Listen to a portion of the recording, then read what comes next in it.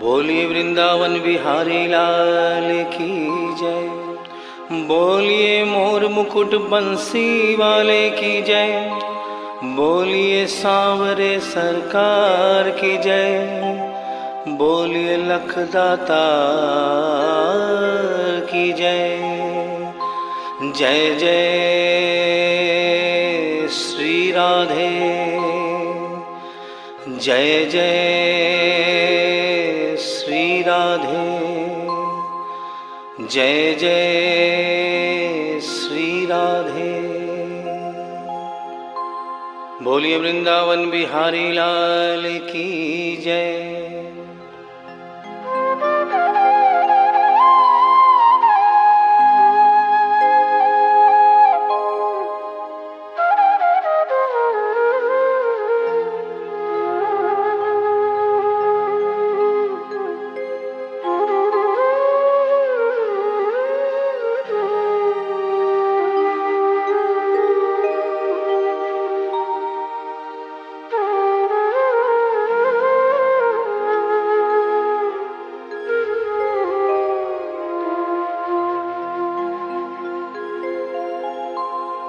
ये भजन जो मैं गाने जा रहा हूँ, ये कोई भजन नहीं है, ये एक सच्ची घटना है। गीता प्रेस गोरखपुर से एक पत्रिका निकलती है कल्याण, जिसके अंदर ये एक दिल्ली का वाकया छपा था। इसे आदरणीय जयशंकर जी चौधरी ने भजन का रूप दिया है।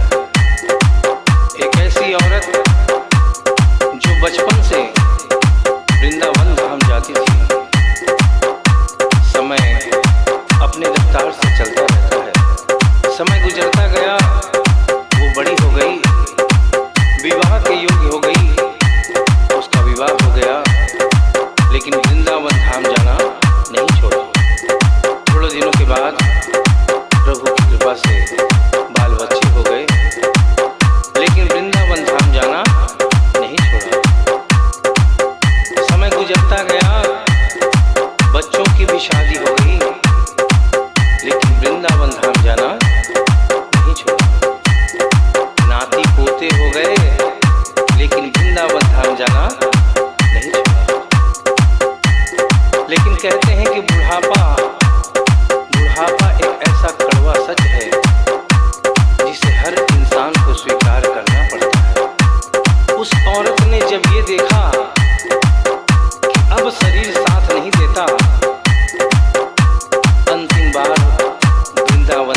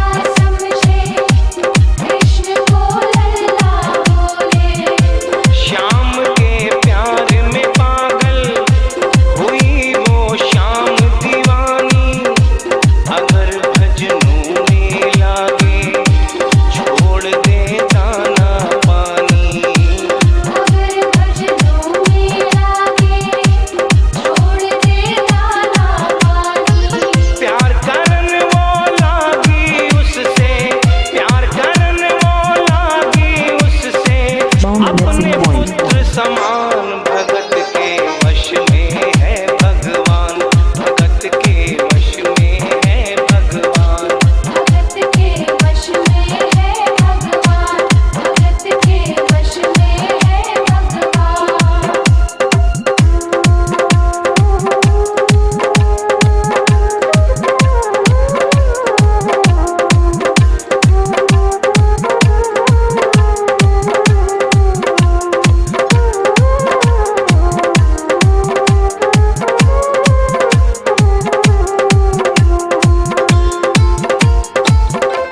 वो अपने कृष्ण लला को गले से लगा कर रखे, हमेशा सजा कर रखे, लाड लड़ा कर रखे, हमेशा सजा कर रखे, लाड लड़ा कर रखे।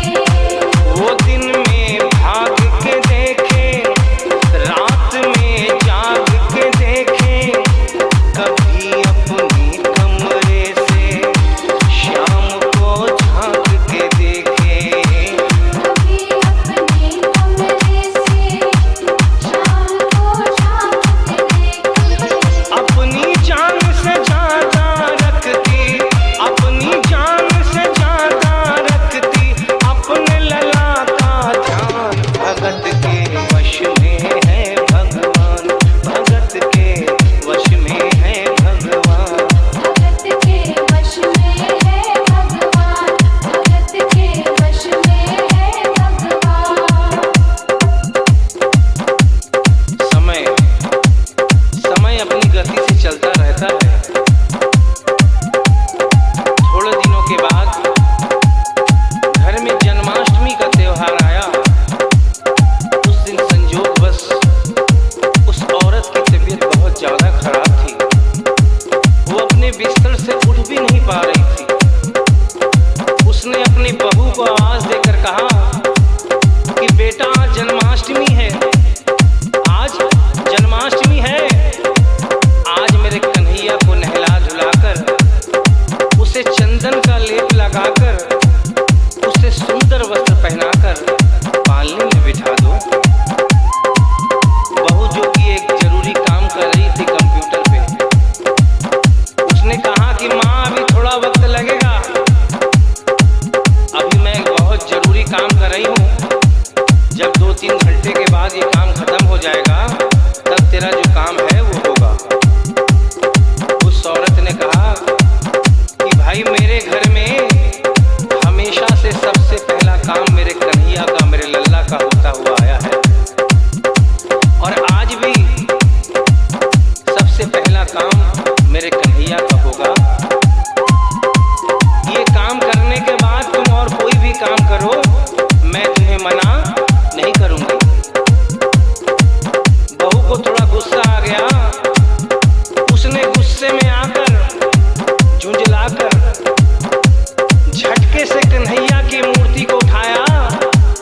मूर्ति हाथ से गिर गई, और जो ही मूर्ति हाथ से गिरी, उस औरत के दिल से आवाज आई, वो लल्ला लल्ला पुकारे, हाय क्या जुल्म हुआ रे, बुढ़ापा बिगड़ गया जी, लाल मेरा कैसे गिरा रे। बुढ़ापा बिगड़ गया जी, लाल मेरा कैसे गिरा रे।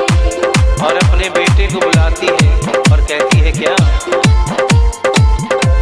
जाओ डॉक्टर को लाओ, लाल का हाल दिखाओ, अगर इसको कुछ हो गया मुझे भी मार गिराओ। अगर इसको कुछ हो गया मुझे भी मार गिराओ। रोते रोते पागल हो गई, रोते रोते पागल हो गई, घर वाले परेशान, भगत के वश में है भगवान, भगत के वश में है भगवान। भगत के वश में है भगवान, भगत के वश में है भगवान।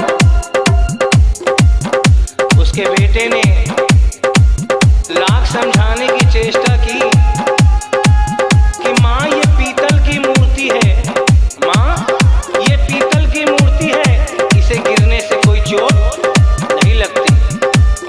लेकिन वो एक ही रटन लगा के रखी थी कि किसी डॉक्टर को बुलाओ और मेरे कन्हैया को दिखाओ। हल्ला गुल्ला सुनकर पड़ोसी जमा हो गए। पड़ोसियों ने पूछा, भाई क्या बात है? लड़के ने कहा कि मेरी माँ पागल हो गई है, मेरी माँ पागल हो गई है। अरे पीतल की मूर्ति जमीन पे गिरी है तो कहती है कि डॉक्टर को बुलाओ। उन्हीं पड़ोसियों में एक बुजुर्ग आदमी थे। उन्होंने उसके बेटे को एक तरफ बुलाया और कहा कि बेटा क्यों झमेला करता है? अरे मोहल्ले में इतने सारे डॉक्टर हैं, किसी को बुला के ले आ, वो आके देख लेगा और कह देगा तेरा लल्ला ठीक है, तेरी माँ शांत हो जाएगी। लड़के के भी समझ में बात आ गई। मोहल्ले में गया, बहुत से डॉक्टरों की मिन्नत की, लेकिन कोई भी डॉक्टर ये केस लेने को तैयार नहीं हुआ। बड़े मुश्किल से एक डॉक्टर को राजी किया और कहा कि डॉक्टर साहब मैं आपको दुगनी तिगुनी फीस दूंगा, सिर्फ एक बार मेरे घर चलो और मेरी माँ से सिर्फ इतना कह देना कि तेरा लल्ला ठीक है। डॉक्टर भी लालच में आ गया, अपना ब्रीफ केस उठाया और उसके साथ उसके घर चला गया। Bonnie Mixing Point. नबज को टटोल के बोले ये तेरा लाल सही है, कसम खा कर कहता हूँ कोई तकलीफ नहीं है। वो माथा देख के बोले ये तेरा लाल सही है, माई चिंता मत करियो कोई तकलीफ नहीं है, माई चिंता मत करियो कोई तकलीफ नहीं है। लेकिन उस बुढ़िया माई को तसल्ली नहीं हुई। उन्होंने कहा, अरे डॉक्टर ये तू कैसा चेकअप कर रहा है? अरे अपना ब्रीफ केस खोल और उसमें से वो मशीन निकाल